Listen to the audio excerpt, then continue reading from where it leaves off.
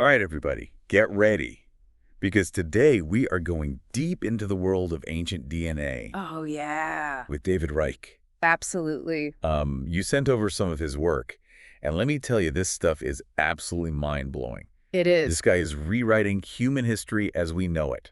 Yeah, what's so amazing is that we're not just digging up old bones anymore. Right. Reich is using this ancient DNA to get a glimpse into the actual genetic relationships between us and our ancestors. Hmm. It's like having a genetic time machine. Okay, so before we get too deep into all this, can you remind me who David Reich is exactly? Yeah, so he didn't start out in genetics. Really? He actually studied sociology first, Wow. which is pretty interesting, but clearly science won him over Yeah. because he's now one of the leading figures in ancient DNA research. Yeah, and he's working at Harvard Medical School and the Broad Institute there. That's like the big leagues of science. It is. But let's get to the good stuff, the research. Yeah, let's dive in.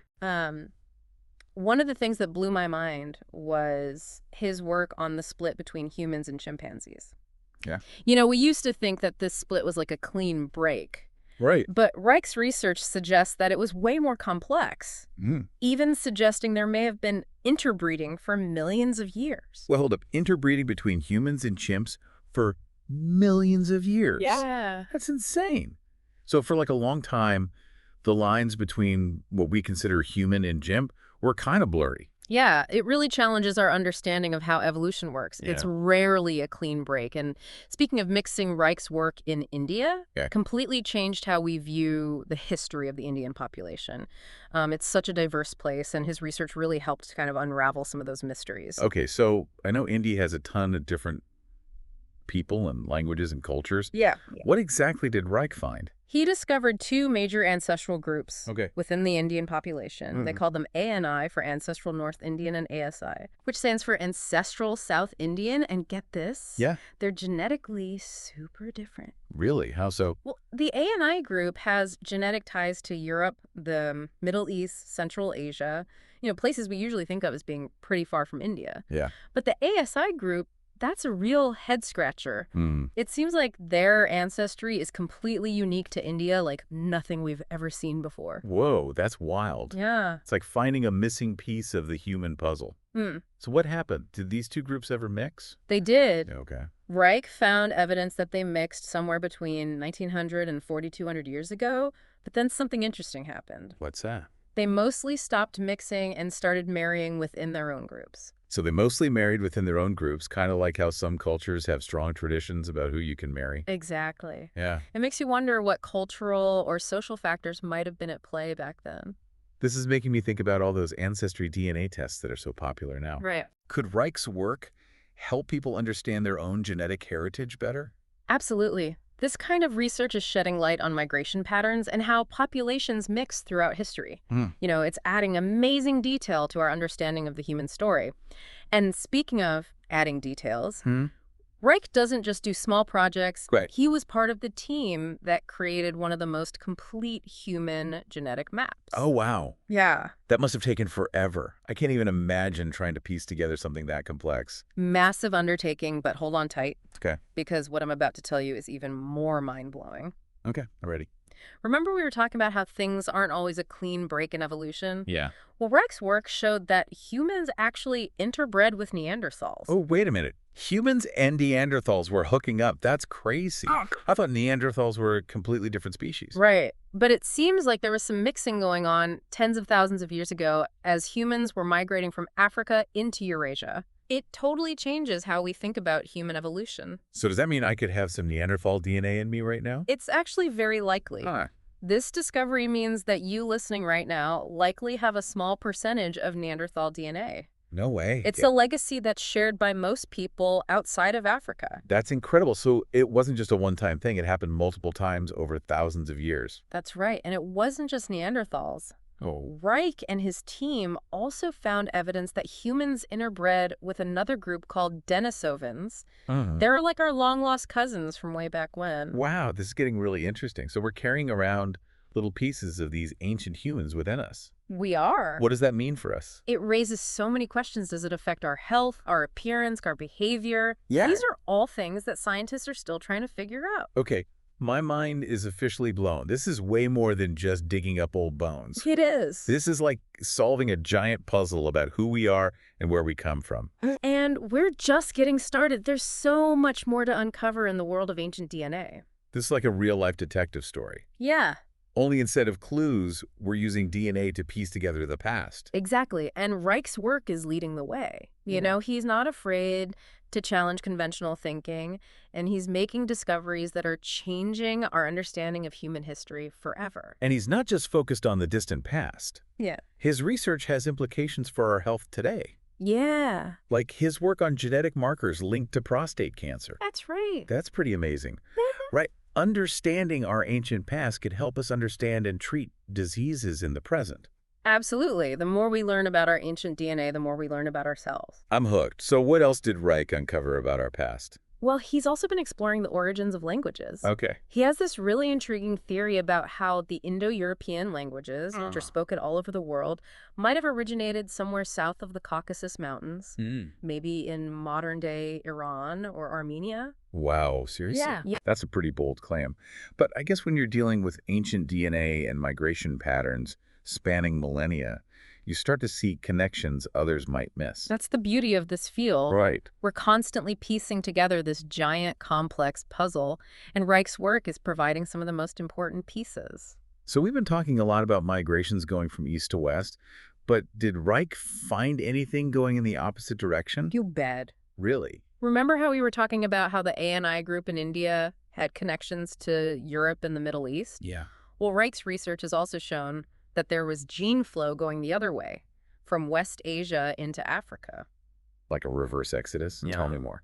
So his research found evidence of West Asian genes in modern African populations. This suggests that migrations weren't a one-way street, they were going back and forth. Wow. It challenges the traditional view of how humans spread across the globe and suggests a much more dynamic and interconnected past.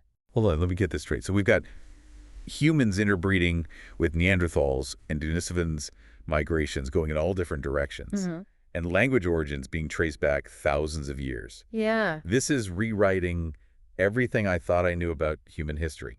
It is. It's like all those history books I read in school are suddenly outdated. That's right. And the best part is we're only just scratching the surface. Okay, I need a minute to process all of this. Oh. This is a lot to take in. I know, right?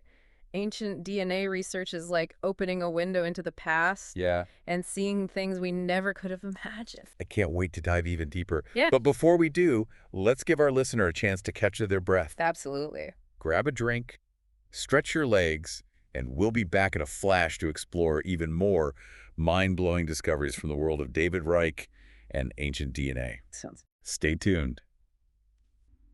Okay, we're back and ready for the final part of our deep dive into the work of David Reich. Yeah.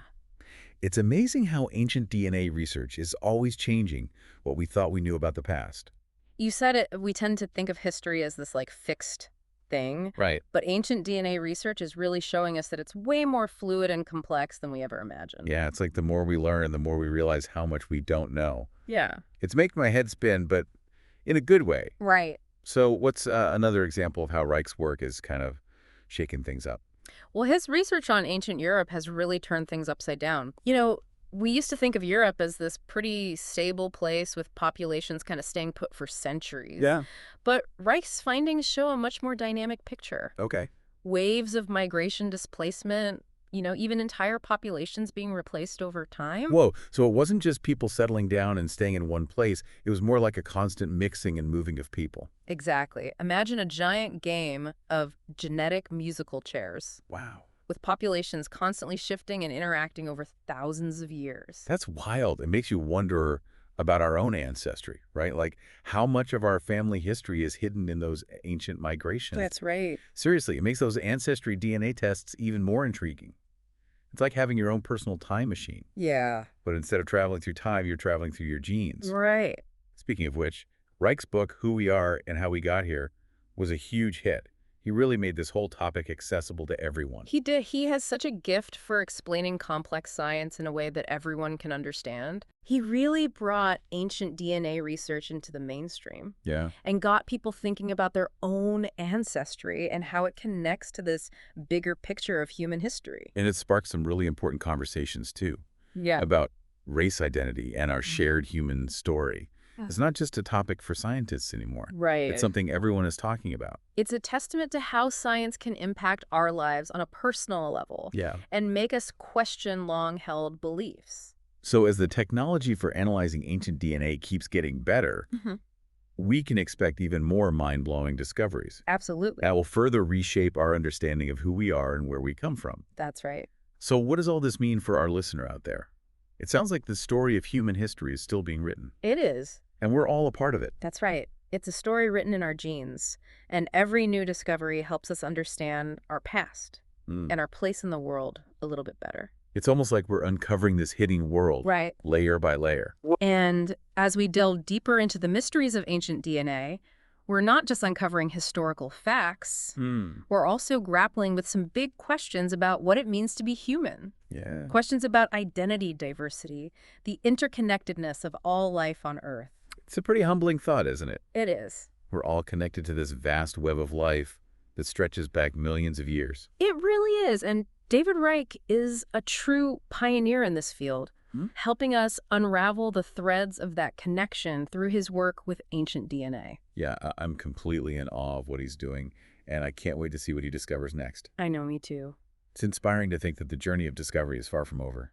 It's a journey that we're all on together. And to our listener, Yeah. the next time you look in the mirror, remember that you're not just seeing yourself. You're seeing millions of years of evolution, migration, and interaction. Wow. You're carrying the stories of countless ancestors within you, their journeys, their struggles, their triumphs. Wow, that's a powerful image.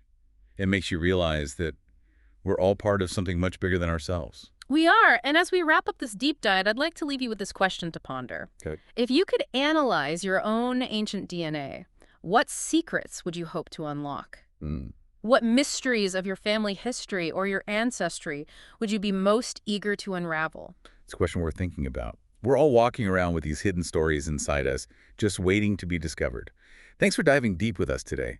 We hope you enjoyed this journey into the fascinating world of ancient DNA and the groundbreaking work of David Reich. Keep exploring, keep questioning, and keep discovering the wonders of our shared human story.